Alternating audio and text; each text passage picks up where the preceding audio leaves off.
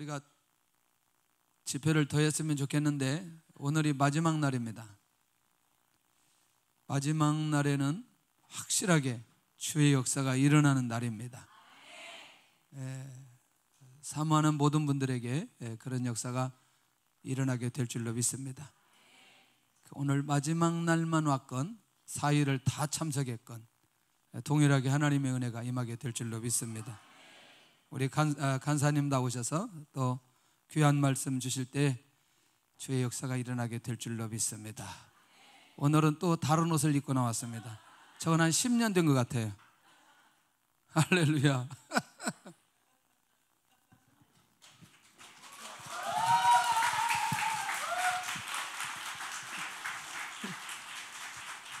제가 우리 이기동 목사님을 촌스럽다고 하는 이유가 여기에 있습니다.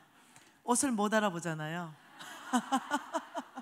우리 목사님 아리로 양복과 그 안에 속옷까지 다 털고 그 차신 시계까지 다 합해도 이 지금 이번 난방을 못 살 겁니다.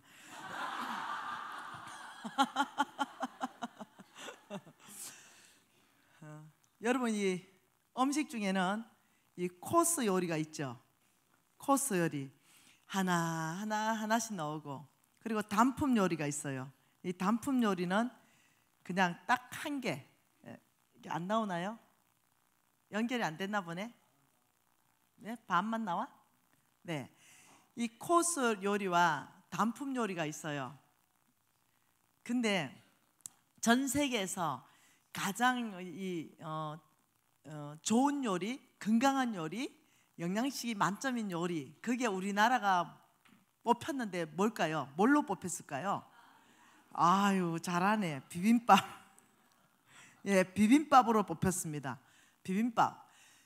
왜 그러냐면은 시간 절약이 되고 여러 맛있는 걸 다 한꺼번에 넣어서 비벼서 먹는데 이게 영양 만점으로 전 세계에서 연구가들에 의해서 뽑혔습니다. 여러분, 오늘은 비빔밥으로 가려고 그럽니다.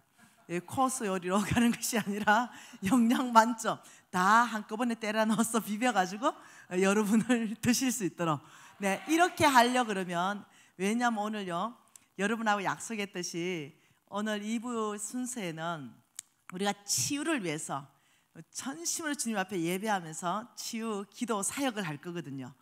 그러니까 시간을 많이 세이브하고 싶습니다.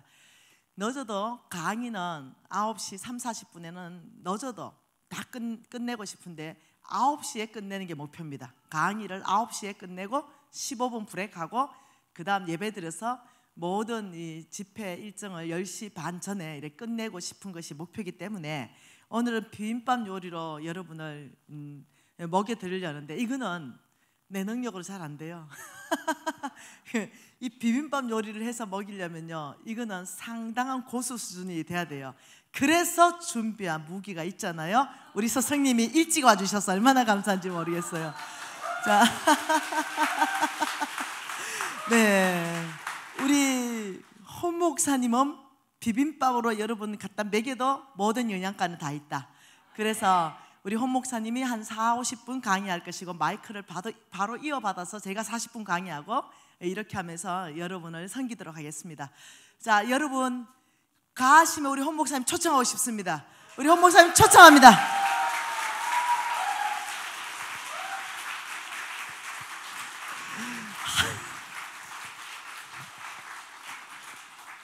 사랑하는 목사님, 한 번도 제가 얘기한 적 없습니다. 오늘 지금 적석에서 모신 겁니다. 일찍 와주셔가지고, 예, 목사님 오늘 네 그냥 성령 이끄시는 대로 하십시오. 네, 또 제가 받아서 하겠습니다. 할렐루야.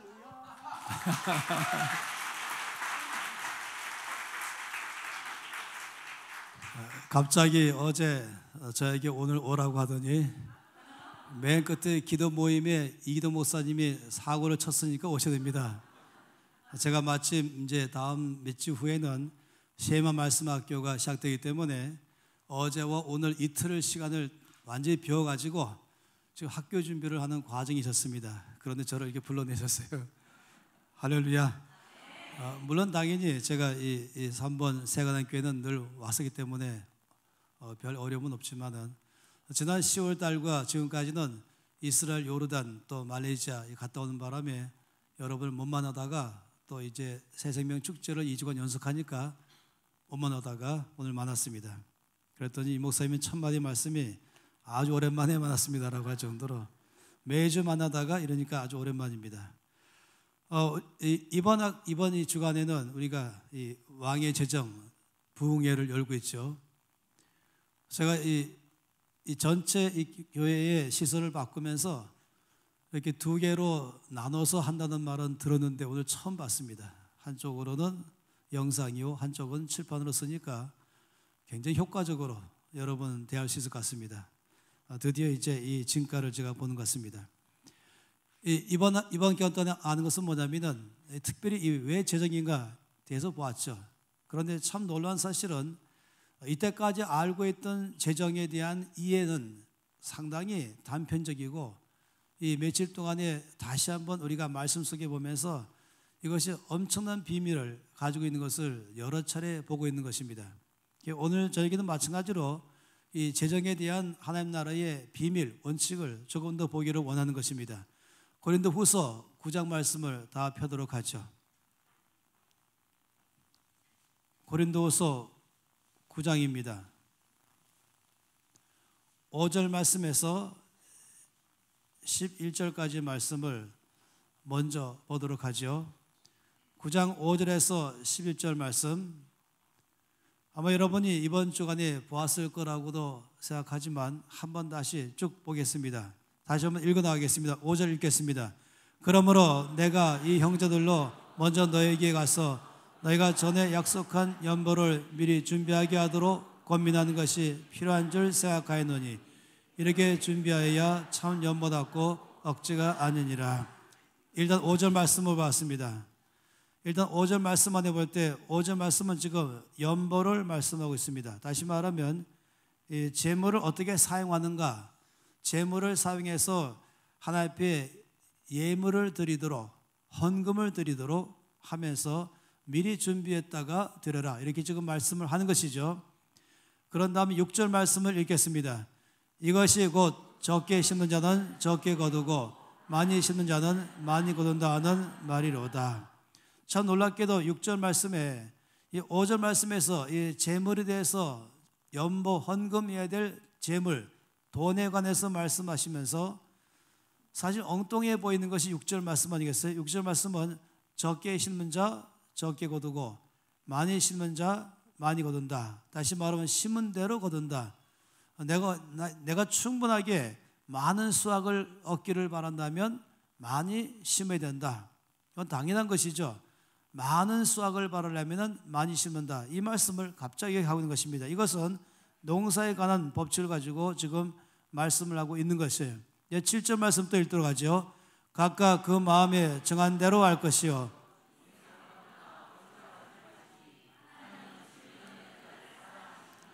이제 또 말씀하는 것은 어떻게 헌금할 것인가, 재물을 가지고 주는 삶을 어떻게 살 것인가 말할 때에 즐겨내야 된다. 또 인색함을 하지 말라, 억지로 하지 말라, 그리고 각각 마음에 정한 대로 하라 하시면서 다시 또 재물을 사용하는 원칙을 말씀을 하고 있습니다. 8절 말씀 읽도록 하죠. 하나님이 능히 모든 은혜를 너에게 넘치게 하시나니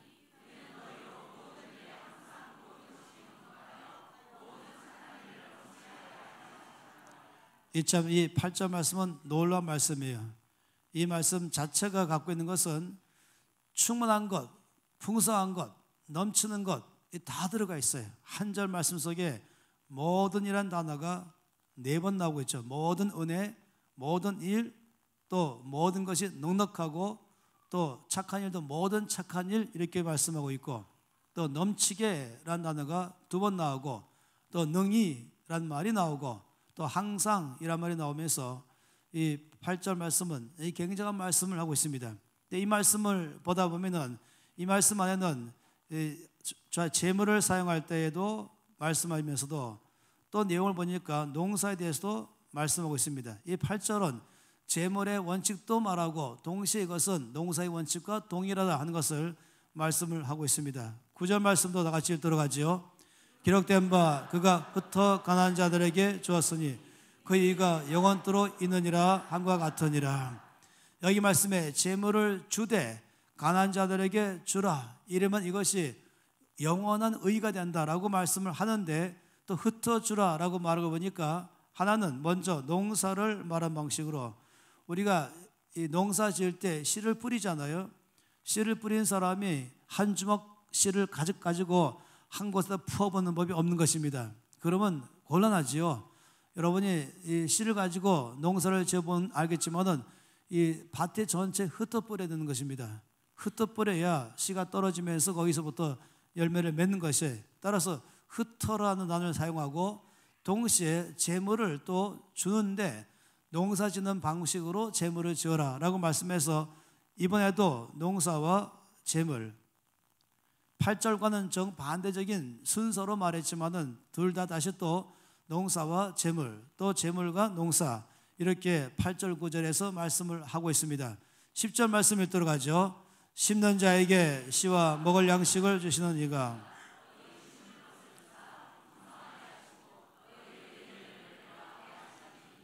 우리가 분명히 봐도 여기는 심는다, 또 먹는다, 풍성하게 거두게 한다, 열매가 많다. 당연히 여기선 농사 얘기를 지금 하고 있는 것입니다. 마지막으로 11절 말씀을 읽겠습니다.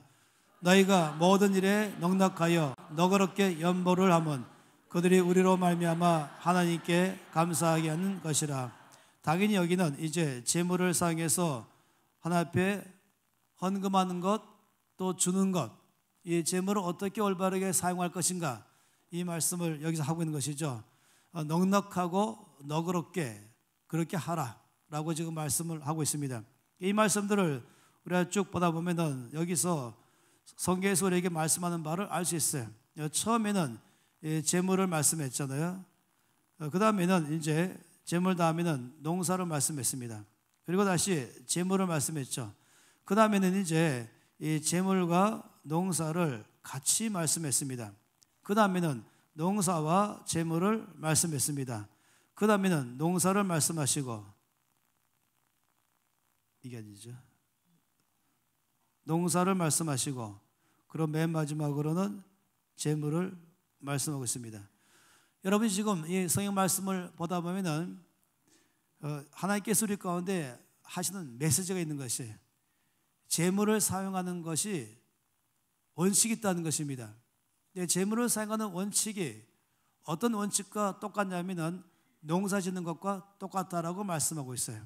그러다 보니까 처음에 재물을 말씀하시고, 그 다음에는 농사를 말씀하시고, 또 재물을 말씀하시고, 그 다음에는 재물과 농사가 같은 원칙인 걸 말씀하시고, 또 반복해서 거꾸로 다시금 또 농사와 재물이 같은 원칙을 말한 것이고, 다시 또 농사 또 재물 말씀했습니다. 아시는 것처럼 주께서 지금 말씀하시고자 하는 것은 농사가 아닙니다. 재물인 것입니다. 재물을 어떻게 사용하는 게 성경적인가? 지금 이번 집회에 내내 다루는 것이 바로 재물이잖아요. 그러는데 주께서 우리 가운데 알기를 바라는 게 뭐냐면은 이 재물을 다루는 모든 법칙과 농사 짓는 것과 똑같다, 이렇게 지금 말씀을 하고 있는 것이에요. 이것이 비밀이거든요. 이 비밀을 아는 순간부터 확 달라져 버려요. 정말로 오늘 이제 이 집회를 끝나면서 주께서 여러분 모두에게 이 비밀을 깊이 계시하기를 바랍니다. 그래서 이 비밀을 아는 자 되기를 바랍니다. 그러면 정말로 나의 삶에 주께서 재물을 통해서 역사하신 것을 우리가 깊이 이해하게 되고, 그리고는 앞으로 주께서 여러분을 통해서 놀라운 일을 행할 줄 믿습니다. 여러분 생각해 보세요. 이 창세기 1장 말씀부터 보면은 하나님께서 일하시는 방법이 참 놀랍습니다. 1장에 보면은 주께서 이제 채소를 만드셨습니다. 또 동시에 같은 시간에 또 나무를 만드셨습니다. 근데 나중에 여러분이 보세요. 하나님께서 채소를 만드실 때는 거기에 씨 가진 채소라고 말했습니다. 그러니까 씨가 없는 건 아니에요. 씨가 꼭 있어야 되는 것입니다.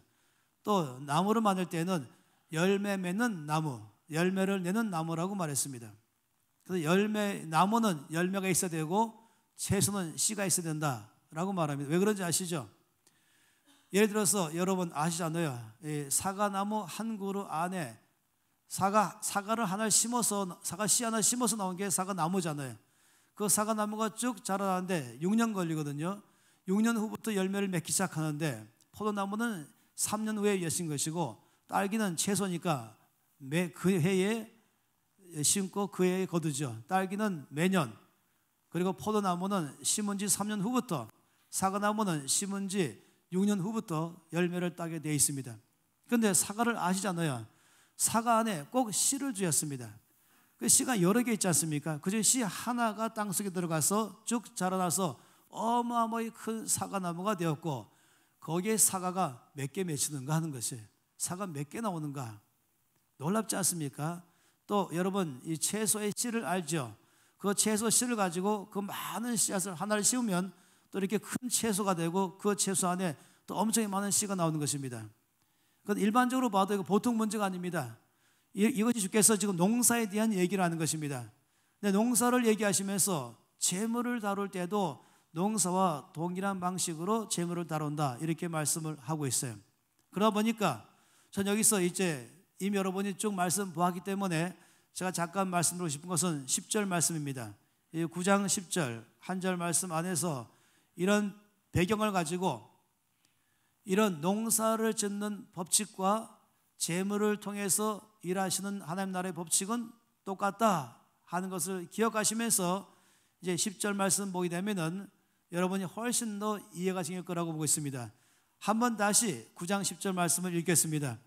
심는 자에게 씨와 먹을 양식을 주시는 이가 너희 심을 것을 주사 풍성하게 하시고 너희 의의 열매를 더하게 하시리니. 여기 말씀 보면은 이제 농사를 갖다가 이제 심었잖아요. 심으면은 수확이 있게 됐습니다. 수확했죠. 그럼 수확한 것을 가지고 바로 이걸 전부 다 먹는다 라고 한다면 참 곤란합니다. 제가 자주 이제 감자 농사를 가지고 예를 많이 드는데, 제가 이 감자를 여러 번 농사를 지어봐서 그래서 하는 것이에요. 저는 감자 옥수수를 강원도 5년간 사는 동안에 무지 많이 심었습니다. 강원도 그러면은 대표적인 작물이 감자와 옥수수입니다. 예를 들어서 감자 100가마를 이제 수확했습니다. 그런 다음에 이제 농사꾼이 감자 농사를 해서 100가마니를 수확했다. 그러면은 이걸 가지고 100가마니 몽땅 다 이제 먹는다 라고 하는 것이에요. 100가마니를 몽땅 먹었다. 쓸 일이 많잖아요. 먹을 것으로도 떼어놔야 되고, 팔아가지고 또 자기가 쓸 것도 해야 되죠. 팔아서 쌀도 사야 되고, 또 팔아서 옷도 사야 되고, 그러면서 이제 감자 100가마니 수확한 가지고 자기의 필요를 위해서 다 썼다, 이것입니다. 그러니까 다 수확해서 다 썼다. 이렇게 했다면 어떤 결과 나올 것인가? 농사꾼으로 말하면 어떤 결과 나온지 아십니까? 그러면 끝나는 것입니다. 그 다음에는 이 농사는 심어야 수확하는 것인데 심을 것도 없이 다 먹어버렸다. 그러면 빚지는 것이에요. 왜냐하면 또 심어야 되거든요. 심으려면은 이제 농협 가서 이제 빌려 와야 되죠. 빌려 오면은 이자까지 붙잖아요. 그리고 또 심었어요. 그런 다음에 수확했더니 다 먹어버렸어요. 그건 또 빌려 오죠. 그 이자가 또 붙는 것이에요. 그건 매년 빚만 늘어나기 시작하는 건 뻔한 일인 것입니다. 그 빚은 갈수록 더 커져가기 시작하겠죠. 근데 어떤 농사꾼도 그런 식으로 농사를 짓는 법은 없습니다. 농사꾼이 100가마니를 갖다가 이제 수확했다면 당연히 여기서는 농사꾼은 절대로 이런 식으로 하지 않죠. 당연히 여기서 어떻게 합니까? 분리시키는 것이에요. 감자 농사를 해갖고 땅에서부터 감자를 끌어올린 다음에, 물론 아시죠? 감자는 땅속에서 나온다. 이건 사실 다 아죠. 위에 줄기를 잡아당기면은 거기서 감자가 올라온다. 근데 고구마보다는 이 감자는 훨씬 더 땅속에서 떨어지기 쉽기 때문에 땅을 잘 파야 돼요. 고구마는 좀 더 부드러운 땅에서, 땅콩은 아주 부드러운 땅에서 쑥 올라가죠. 그런데 이 좋은 땅에다가 감자를 심으면은 굉장히 수확이 많고, 아주 안 좋은 땅에 심으면은 도마도만한 그런 감자도 제가 거둬봤었어요. 땅에 따라서 수확량이 달라지는 것입니다. 그래서 씨 뿌리는 비율을 말하면서 길가냐 돌짝밭이냐 가지떡이 밭이냐 좋은 땅이냐. 농사꾼이라면 당연히 좋은 땅을 만들어서 많은 열매를 거두는 것이 농사꾼의 의미죠. 따라서 백가마니를 이제 수확할 때는 처음부터 아예 가장 좋은 감자들은 따로 떼어놓는 것입니다. 일단 제일 좋은 것, 아마도 수확하면서 나름대로 거기다가 최상품 아니면 상품, 중품, 하품 이런 식으로 나누면서 분류하기 시작하겠죠. 여러분 아시겠지만 최상품은 팔기 위한 것이 아닌 것입니다. 저 같으면은 최상품은 다음 해에 심을 씨감자인 것이에요. 이건 심을 씨인 것이죠. 제일 좋은 것을 심을 씨를 따로 떼어놓고 그 다음에 가서야 먹을 것입니다. 먹을 양식인 것입니다. 이 둘로 나누는 게 정상 아니겠습니까? 그래서 이제 심고 그 다음에 거둔 다음에는 거뒀을 땐 다음에 심을 것 먼저 떼내고 나머지 가지고 먹는 것입니다. 여기 성경 원칙대로 적게 심은 자는 적게 거두고 많이 심은 자는 많이 거둔다 하는 건 정상 아니겠습니까? 만일에 100가마니를 거둬가지고 여기서 이 100가마니 중에서 한 가마니는 심고 99가마니를 먹었다라고 해보세요. 이제 한 가마니를 심었습니다. 그럼 여러분 한 가마니예요 지금. 그러면 한 가마니 보면은 여기에 감자 하나가 이렇게 되어 있죠. 그럼 감자를 심을 때 어떻게 심습니까? 통으로 심는 것이 아니에요. 하나님이 얼마나 놀라우신지 이 감자 안에는 여기에 눈을 줬어요. 이게 생명이죠. 눈을 따로 자르는 것입니다. 그러니까 보통은 4등분에서 5등분까지를 잘라서 심는 것입니다. 심으면은 이 4분 1을 심었더니 여기서 통감자가 좋은 땅에 심을 때는 20개 나옵니다. 안 좋은 땅에 심으면은 10개 나오는 것이에요. 좋은 땅에 심을 때 20개, 안 좋은 땅에는 10개인 것입니다. 따라서 여러분 한마디로 말하면 이 감자 하나에서 모두 몇 개 나오는 것이에요? 감자 하나에서 80개가 나오는 것입니다. 4분의 1씩에서 20개니까 따라서 한 가마니를 심었다면 얼마 나오겠습니까? 80가마니 나오는 것이죠. 80배가 되기 때문에 그건 그 다음에 한 가마니 심으면은 80가마 나오는 것, 이거는 적게 나오는 것이에요. 일반적으로 저는 5등분까지 합니다. 그럼 100가마 나오는 것이에요. 가장 좋은 것은 이제 한 개를 갖다가 이 눈이 주께서 참으로 많이 드셔가지고 5등분 내고 씌우면 감자 하나에서 모두 100개가 나오는 것입니다. 그러면 한 가마니를 씌우면은 100가마를 거두는 것이죠.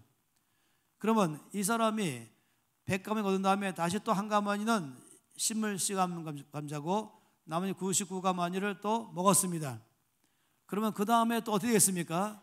그 다음에도 여전히 또 100가마니인 것이에요. 100가마니를 거두고 한 가마니를 심고 99가마니를 먹으면 여전히 그 다음에도 똑같은 수확인 것이에요. 그런데 만일에 이 농부가 굉장한 결정을 내렸어요. 결정 어떻게 하냐면은 제일 아까 첫 번째 바보는 어떻게 한다? 100가마니 수확해서 100가마니 몽땅 먹는다. 이런 사람 뭐라고요? 매년 빚이 늘어난다. 갈수록 늘어나는 것이에요. 수확 거는 대로 다 먹어버린 것이에요. 두 번째의 사람은 100가마니 거둔 다음 이것을 갖다가 한 가마니 심고 99가마니 먹는다. 그러면 이 사람은 매년 똑같은 삶을 사는 것이에요. 그런데 세 번째 사람이 있어요. 이 사람은 100가마니 거둔 다음에 과감하게 했습니다. 올해 먹을 것을 대폭 줄여서 긴축 재정을 벌이겠다. 꼭 필요한 것 외에는 나는 사 먹지 않겠다.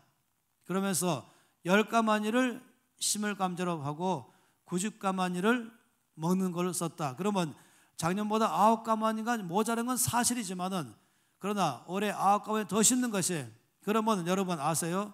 100가마니를 심으면은 그 다음에 얼마 건을 아십니까? 얼마인 줄 아세요? 1000가마니 나오는 것이에요. 한 가마니 심으면 얼마라고요? 100가마. 그 매년 똑같은 것이에요. 매년 한 가마니 심고 매년 100가마 나오고 99가마니 먹고 또 한 가마니 심으면 매년 똑같은 것이에요. 아니 처음 이 사람은 아주 심각한 사람이죠.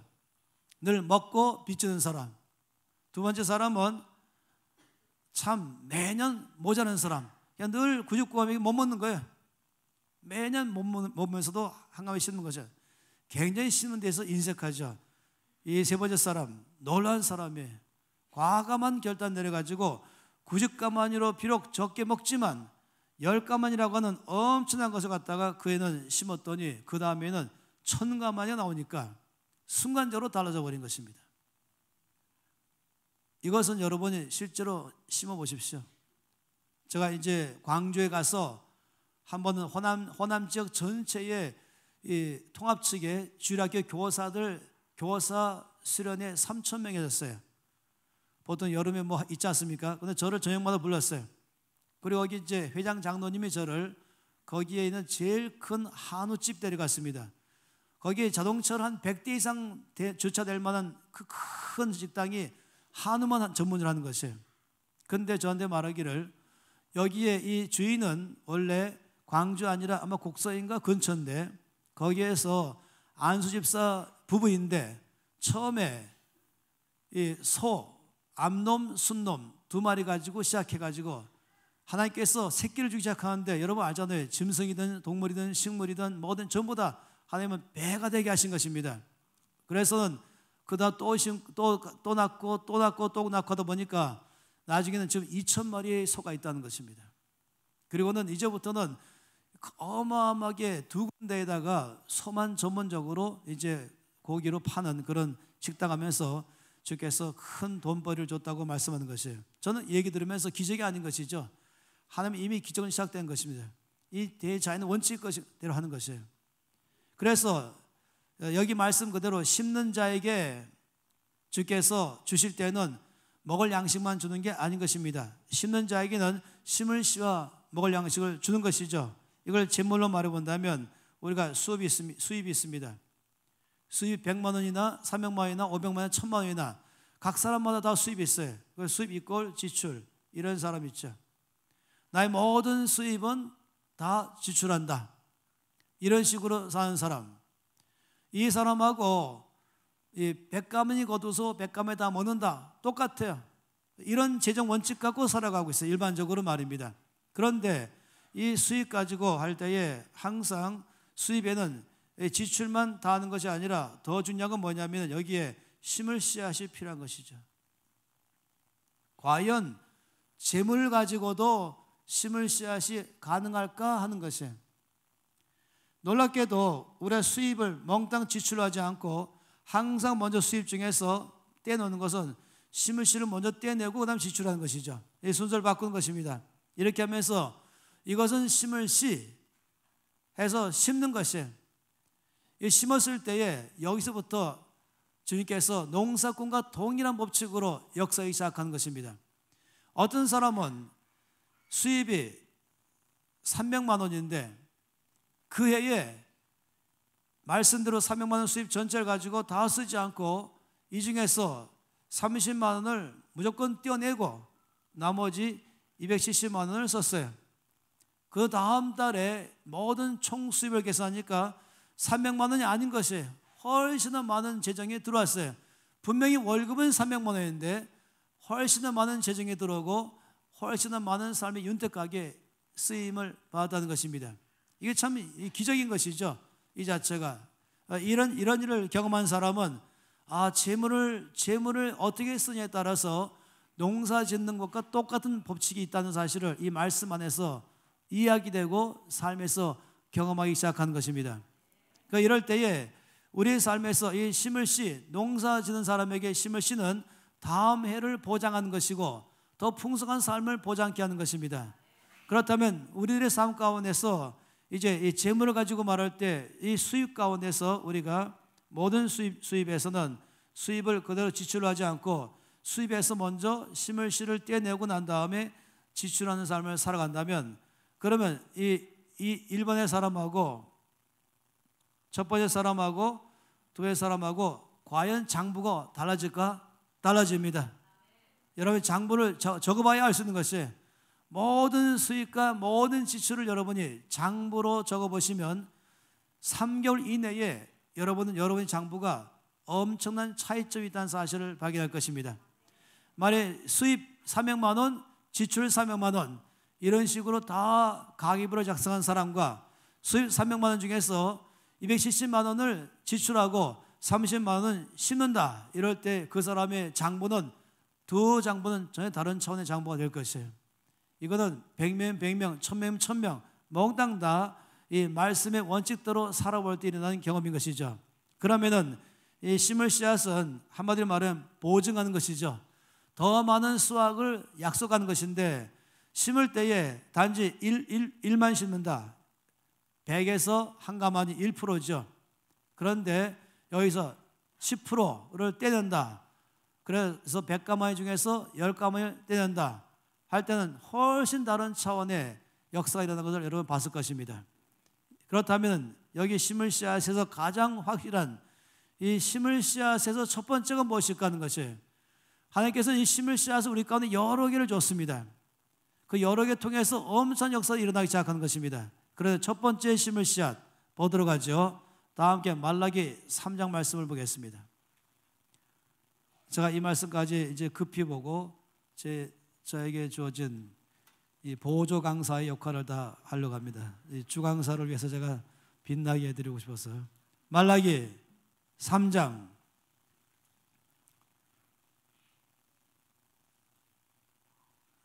자 3장 말씀 가운데 8절과 9절 두 절 말씀 먼저 읽겠습니다. 사람이 어찌 하나님의 것을 도둑질하겠느냐? 그러나 너희는 나의 것을 도둑질하고도 말하기를 우리가 어떻게 주의 것을 도둑질하였나이까 하는도다. 이는 곧 11조와 봉헌물이라. 너희 곧 온 나라가 나의 것을 도둑질하였으므로 너희가 저주를 받았느니라. 자, 이 말씀 가운데 지금 이 말라기는 전체가 다 아주 중요한 말씀으로 쭉 되어 있어요. 하나님과 하나님 백성과 사이에 대화가 있습니다. 여기 대화는 뭐냐면 너희들은 내 것을 도둑질했다. 너희들은 도둑이다 라고 말했죠. 그랬더니 백성들이 아니 우리가 왜 주의 것을 도둑질했습니까? 어떻게 그런 일이 가능합니까? 우리는 상상도 못합니다. 어떻게 하나님의 것을 훔쳐갑니까? 그랬더니 지금 말씀하기를 11조와 봉헌물이 바로 그것이다 라고 말한 것이에요. 이 뭘 말하는 것입니까? 다시 말하면 이 11조와 봉헌물이 주님의 것인데 주님께 드리지 않으니까 이것이 바로 도둑이다 라고 말한 것입니다. 다시 말하면 이 말씀 보면은 11조 내 것이 아니라는 것이에요. 11조는 처음부터 주의 것입니다. 그래서 처음부터 내가 믿음이 좋아서 11조를 한다 이게 아니라는 것이에요. 따라 나는 지금 믿음이 없으니까 믿음이 있을 때 언젠가 하겠다 그렇게 생각하신다면 착각인 것입니다. 다시 말하면 농사꾼이 농사 지을 때에 100가마니를 수확할 때 몽땅 다 내 것이니까 다 내 마음대로 쓴다는 것이 아니라 반드시 여기서는 심을 씨앗을 떼내는 것은 목숨 걸고 떼내는 것이죠. 그렇다면 죽는 것이에요. 빚지는 것이죠. 따라서 어떤 농부라도 바보가 아닌 이상은 항상 이 먹을 것 중에서 먹지 않고 처음부터 이거 먹을 것 아니다 라고 떼내잖아요. 마찬가지로 11조는 처음부터 내 것이 아니라고 말한 것입니다. 주님 말씀은 주의 것이다 이렇게 말씀했습니다. 그러면서 이렇게 말씀해 결과는 뭐냐면은 저주받았다. 참 재밌어요. 11조를 하면은 이제 조금 이따 보겠지만 축복받지만 이거 말하지 마세요. 11조를 하면은 축복이지만 안 하면 저주다. 불편하시겠지만은 말씀 그대로인 것입니다. 그런데 왜 주께서 이렇게 강력하게 말씀했을까? 주께서 뭐가 아쉬워서 그랬을까? 여러분 하나님을 이해하셔야 될 것은 하나님은 언제나 우리를 위해서 말씀하십니다. 하나님은 전적 우리를 사랑하십니다. 그런데 아예 도둑이다라고까지 말씀하시면서 저주를 받는다까지 말씀했다면은 우리가 오해하지 말아야 할 것은 하나님도 돈이 필요한가 보다. 제가 최근에 또 한 번 어떤 아주 유명한 신학 전문한 사람이 11조에 대해서 비방하면서 이걸 가지고 오해를 많이 하는 것이에요. 마치 이것이 무슨 교회 상납금처럼 교회 운영비처럼 마치 교회에서는 11조를 강조한 이유가 여러분이 11조여야 교회가 운영됩니다. 마치 교회가 사정하는 거죠. 11조 안 되면 교회 운영이 안 됩니다. 이걸 거꾸로 말하면 하나님 입장에 본다면 너희가 11조 안 내면 난 나의 일을 못하겠다. 절대 오해하지 마세요. 성경 말씀 전체를 보니까 천지가 다 나의 것이다. 만물이 나의 것이다. 하늘과 땅이 나의 것이다. 특히 이 시편 50편 말씀에서나 미가에서 6장 말씀 볼 때마다 내가 돈이 부족해서 내가 뭐가 모자라서 너에게 달라고 말하더냐? 여러분, 하나님 오해하지 마세요. 그런데 하나님께서 이 정도로 말씀할 때는 뭔지 아시죠? 그건 더 큰 우리를 위한 축복 때문에 말씀하는 것이에요. 하나님의 본심은 그 다음에 있었습니다. 본심은 10절 말씀부터 있는 것이에요. 3장 10절에서 12절까지가 왜 11절을 이만큼이나 강력하게 말씀하시는가? 본심이 있어요. 함께 주님이 본심을 읽겠습니다. 10절부터 읽겠습니다. 만군의 여호와가 일어나라.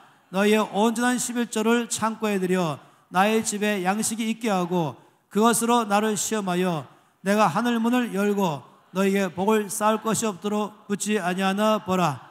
만군의 여호와가 일어나라. 내가 너희를 위하여 메뚜기를 금하여 너희 토지선을 먹어 없애지 못하게 하며 너희 밭에 뻐나무 열매가 기한 전에 떨어지지 않게 하리니 너희 땅이 아름다워짐으로 모든 이방인들이 너희를 복되다 하리라. 만군의 여호와의 말이니라. 이 말씀 보다 보면은 여러분 아실 거예요. 주께서는 지금 뭔가 아쉬워서 내 것이니까 도둑질하지 말라 이런 식으로 여러분 오해하지 마세요. 사실은 주께서 우리를 너무 사랑하심으로 말씀하는 것입니다. 마치 1살 된 아이, 아니 이제 7개월 때부터 막 기기 시작하잖아요. 그런 기는 아이에게 그 방 안에 있는 콘센트가 있지 않습니까? 그 아이들은 호기심 많으니까 손가락 찔러보잖아요. 요즘은 그래도 덮어 씌웠지만 옛날에는 못하니까. 그럼 엄마가 어떻게 하겠습니까? 엄마가 아주 엄하게 말하죠. 네가 여기 손가락 대한 날이면은 맴매야 해야 되는 것이죠. 그리고 만약 아이가 손가락 갈라 그러면은 엄마가 어떻게 하냐면 맴매야 하면 안 돼요. 맴매해야 되는 것이에요. 말로 하지 말고 또 맴매야 그러면 애가 말로 하는구나 우리 엄마가 해보면 또 할 거예요. 맴매야 조금 더 크게 하는 거예요. 엄마는 무슨 말로 하는구나. 그럼 아시죠? 그 다음부터는 아이가 엄마를 가지고 논다 이렇게 하는 것이에요. 한 번 맴매야 그러면 두 번째는 맴매하는 것이에요. 맴매할 때 어떻게 맴매한다? 살살 때린다? 아니요. 아주 따끔하게 때리는 것이에요. 그래서 애가 펑펑 우는데 이제 아는 거예요. 절대 손대면 안 된다. 혹시 아이가 생각하기를 엄마가 너를 미워해 이렇게 말할지 모르겠어요. 아니죠. 엄마가 왜 이렇게 심하게 말합니까? 생명의 문제이기 때문에. 만약 칼이 있어요. 그 아이에게 이 칼에 대해서 엄마가 아주 철저하게 대하기 시작하죠. 아이 갖고 싶지만 너 절대 안 돼. 엄마는 내 거 빼앗아간 엄마야. 혹시 오해할지 모르지만 아니요. 네가 크면 주겠다. 위험하죠. 이것이 사랑으로 하는 것입니다. 그러니까 이 말씀인 것이 여러분 11절을 오해하지 마십시오. 주님은 사실 이 말씀처럼 축복하기 위한 것입니다. 여기 10절 말씀인 것처럼 너희의 온전한 11절을 창고에 들여. 다시 말하면 온전한 11절란 말은 이 수입에서 10%를 말하는 게 아니라 수입에서 내가 공적으로 제할 거 다 제하고 회사에서 제할 거 다 제하고 순수입에 말하는 것이죠. 순수입. 그러니까 총 지출 다 한 다음에 필요한 모든 것 지출한 다음에 나에게 순전히 돌아오는 것, 그 순이익의 10분의 1을 말한 것입니다. 따라서 온전한 11조를 말한 것이죠. 그 중에서 9%나 8%도 아니고 정확하게 10%인 것이에요. 11%도 말고 12%도 말고 그냥 10%인 것이에요. 일단은 10분의 1을 따로 떼는 것이에요. 구약에는 어떻게 하냐면 양을 할 때도 이 양을 목자가 쉴 때 한 마리, 두 마리 쉴 때에 9마리, 10번째 마리 딱 너 일로 가. 11, 12, 19, 20 너 일로 가. 그 다음에 29, 30 너 일로 가. 막대기로 심해서 딱 떼내는 것이 처음부터. 처음부터 떼내는 것이죠. 처음에 나한테 손에 돈이 들어올 때부터 딱 처음 떼내는 것이. 이건 주님의 것. 이건 주님의 것. 하지만 보세요. 주님의 것 그러면은 주님도 부자십니다가 아닌 것이죠. 주께 드리면 주님은 사실 목적이 무엇입니까? 너희가 온전한 11조를 창고에 들여 나의 집에 양식이 있게 하고 그것으로 나를 시험하여 보라. 어떻게? 내가 하늘 문을 열고 너희에게 복을 쌓을 것이 없도록 붙지 아니하나 시험하여 보라. 실험하여 보라. 해보라는 것이에요. 주께서 반드시 될 것이다. 하나님은 한 번도 거짓말하지 아니하십니다. 여러분, 우리가 농사를 지을 때 심은 대로 거두는 걸 다 아는 것처럼 이건 심는 것입니다. 따라서 11조 그러면은 여러분이 오해하지 마세요. 교회 운영비 아니요. 저는 절대로 여러분에게 운영비 위해서 심은 대로 하지 않을 것입니다. 여러분이 다 안 한다 할지라도 하나님은 하나님 교회를 이끌어갈 것입니다. 그러나 그걸 목적하는 게 아니라니까요. 하나님 여러분을 위한 것입니다. 물론 그러지 하나님께서는 그 11조를 사용해서 물론 교회를 위해서 쓰게 하시죠. 그게 더 아름답지 않겠어요? 여러분이 11조 내지 아니함으로 말미암아 여러분은 삶에 저주받고 교회는 세워진다 하겠지만은 하나님은 그렇게 안 하시고 여러분의 11조로 교회를 세우고 피차 간에 덕이 되게 하는 것이 더 자랑스럽고 아름다운 것이죠. 근데 이걸 오해해가지고 교회 운영비를 생각하지 말라는 것입니다. 그건 상관없는 것이에요. 내가 해야 할 것은 하나님 앞에 이것을 드리는 것인데 놀랍게도 이것이 심는다라고 말한 것입니다. 농사꾼의 심을 씨앗으로 말한 것입니다. 이 말씀은 그렇지 않습니까? 너희가 11조를 냈는데 내가 너희 가운데 주는 것은 하늘 문을 열고 너희 가운데 쌓을 것이 없도록 복을 부을 것이다. 더 나가서 어떻게 말했습니까? 11절 말씀에 보니까 다시 또 만군의 여호와가 이르노라 내가 너희를 위하여 말이야 너희를 위하여 메뚜기를 금해서 토지 소산을 먹어 없애지 못하게 할 것이며 너희 밭에 포도나무 열매가 기한 전에 떨어지지 않게 날씨를 보호할 것이며 모든 해충과 병충해를 보호할 것이며 정말로 예상치 못한 지출이 나가지 않도록 막을 것이며 주께 나의 집에 울타리를 쳐줄 것이며 주께 직접 나의 금고를 금고가 줄 것이며 도둑이 들어오지 못하게 막을 것이며 그리고 이 열매가 일주일만 지나면 수확인데 일주일 전에 태풍 불어 가지고 마지막 순간에 태풍 불면 90% 떨어지잖아요. 떨어진 순간에는 상품이 안 되잖아요. 일주일 후면은 추수할 것인데 그 일주일 전에 태풍 불어오면 비가 오면서 비에 잠기면서 벼가 쓰러져 갖고 물에 잠겨버렸다. 다 썩어버리죠. 그러면 이제 농사에 상품이 안 나오는 것이에요. 이건 다 아는 사실인 것입니다. 그런데 주님 말씀하기를 내가 막아주겠다. 메뚜기를 막아주겠다. 날씨를 다 보호하겠다. 그래서 충분하게 열매를 맺게 하겠다. 풍성히 맺게 하겠다. 주님 보장하신 것입니다. 너희 땅이 아름다워짐으로 다시 말하면 그 땅을 축복하는 것이에요. 땅이 좋은 땅 되게 하는 것입니다. 땅의 성질을 바꾸는 것입니다. 열매를 많이 나오는 땅으로 바꾸는 것입니다. 그래서 11조는 하나님의 창고 열쇠다. 11조는 하나님의 창고 문을 여는 열쇠다. 한 말씀해 보세요. 11조는 하늘 창고 열쇠다. 11조는 하늘 창고 열쇠다. 저는 제가 왜 이걸 압니까? 말씀하니까 아는 것입니다. 말씀한 대로 될 줄을 믿습니다. 이것이 바로 우리를 위해서 주께서 약속하신 것이에요. 저는 심을 씨앗의 가장 첫 번째 몇 가지가 있어요. 이 심을 씨앗이 이걸 심으면 주께서 열매를 많이 맺게 하시잖아요. 열매를 많이 맺게 할 때는 상상 못할 만큼 많이 맺게 하시죠. 저는 지금 감정만 말했지만은 여러분 제가 옥수수를 심었지 않습니까? 옥수수 하나를 심으면 아시죠? 옥수수를 심을 때에 옥수수는 거친 땅에도 자라나요. 감자는 조금 그래도 덜 거칠어야 되지만 옥수수는 거친 땅에도 그냥 심으면 막 자라기 시작한 거예요. 근데 옥수수와 감자 같이 심으면 큰일 납니다. 감자 하나 죽어버려. 옥수수 이 뿌리가 아주 막 퍼지기 때문에. 근데 옥수수를 씌우면은 쭉 옥수수 자라나잖아요. 자라나면서 옆에 옥수수가 열리죠. 이제 이게 옥수수입니다. 여러분에게 심심할 때 옥수수 한 개에 알이 몇 개인가 씌워보세요. 아마 쉬다가 못 쉴 거예요. 지쳐가지고. 500개 플러스 알파입니다. 하나에. 따라서 이건 옥수수 하나를 심은 거예요. 하나를 심으면 2개가 나오고 합해서 모두 1000개 이상이 나오는 것입니다. 이건 작은 거죠. 해바라기는 또 어떻습니까? 맨드라미는 더 어떻습니까? 제가 맨드라미를 심고 맨드라미 씨앗을 손에 놨을 때는 정말로 눈곱만 하다는 것 아니겠습니까?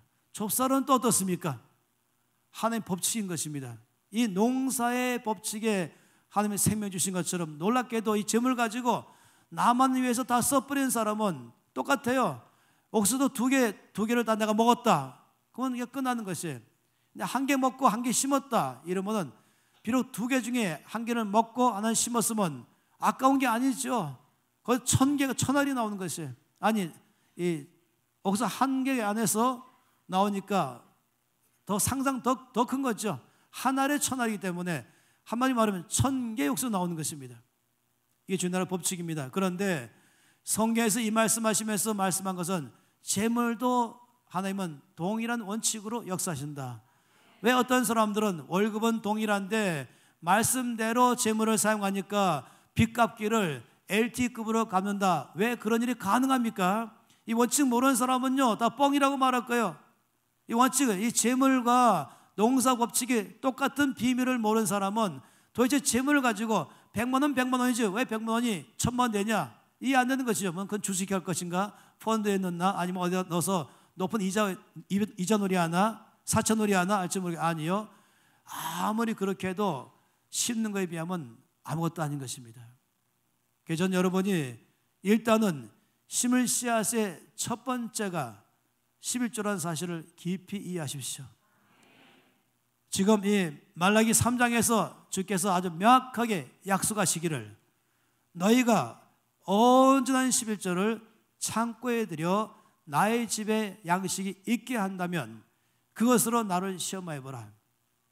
너희 11조가 내 하늘에 꽉 차있는 하늘 창고의 문을 여는 열쇠 역할을 해서 열쇠가 열릴 것이고 창고문 열리면서 너희 가운데 복을 쌓을 것이 없도록 부을 것이다.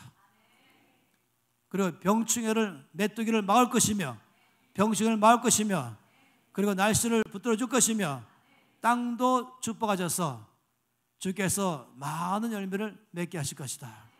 할렐루야. 여러분 두 손 높이 드십시다.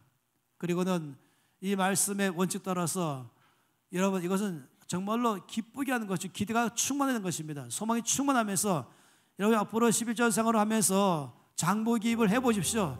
어떻게 주께서 말씀하신 대로 나의 삶에 역사하신가를 여러분 숫자가 증명할 것입니다. 그래서 이 시간 기도하실 때 아버지 이 놀라운 원칙대로 제가 순종하며 살겠습니다. 이 말씀하신 바가 사실인 줄 믿습니다. 이 말씀대로 제가 11조의 삶을 심겠습니다. 하늘 창고문을 열쇠를 제가 쓰겠습니다. 다 함께 통성으로 기도하시겠습니다. 주 앞에 기도하며 나갑니다. 아버지 이 놀라운 말씀 앞에 순종하여 삶을 살기로 결정하며 나갑니다. 주께서 말씀하신 그대로 심을 씨를 주시고 먹으려고 주신 대로 심을 때에 열매를 많이 맺게 하시되 더 나가서 의의 열매까지 맺게 하시는 주님을 찬양합니다. 말씀에 순종하며 삶을 살아내겠습니다.